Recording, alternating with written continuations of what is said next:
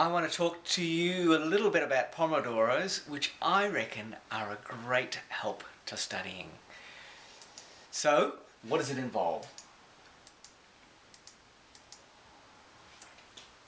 I often think that I have no problem setting big goals. I have problems with little goals. So Pomodoros are a way of breaking up a big goal into a little goal. And they're a bit like exercise. You may have this big goal of, I'm going to get fit, I'm going to lose 10 kilo or whatever.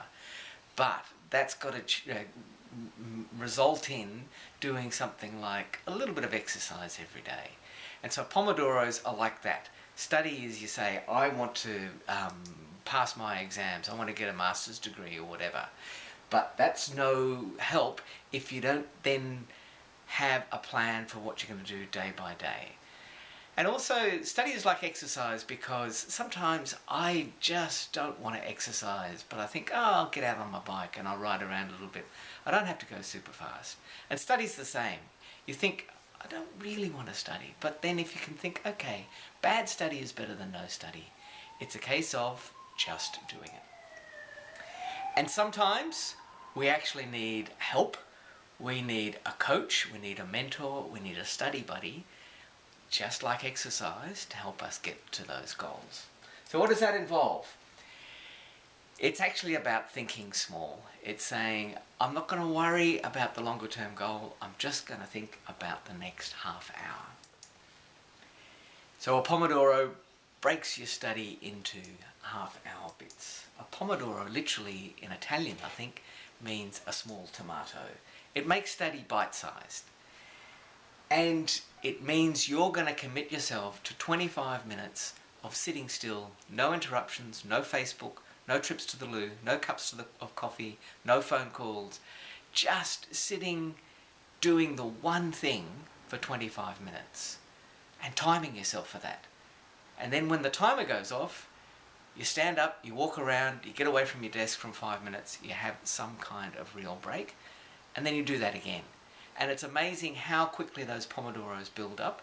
And after you've done, say, 3, you don't just have a 5-minute break, you have a longer break. Make a cup of coffee, whatever. So,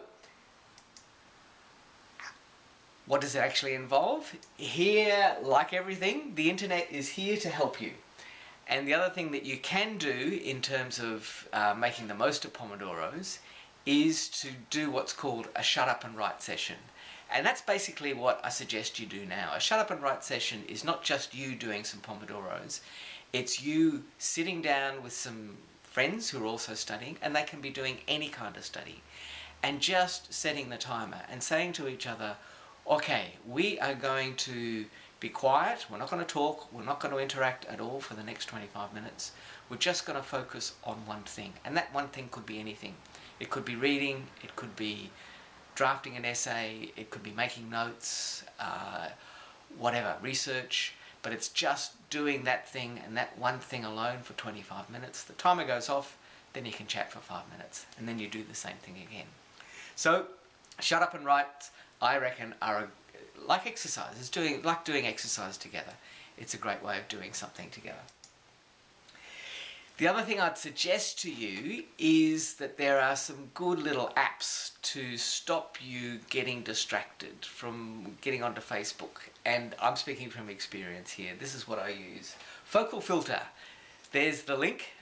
It'll make sure that you can't access certain websites for an hour, 2 hours, 6 hours, 8 hours, or whatever. And if you want to know some apps for actually doing Pomodoros, I would recommend Zamora, where you can do a whole lot of different types of Pomodoros. That's a Windows 10 app. Or there's some websites, and the easiest example of one of those is a website called mytomatoes.com, which just has a little timer operating in the background. And that's it. So, my last message to you is, happy Pomodoroing.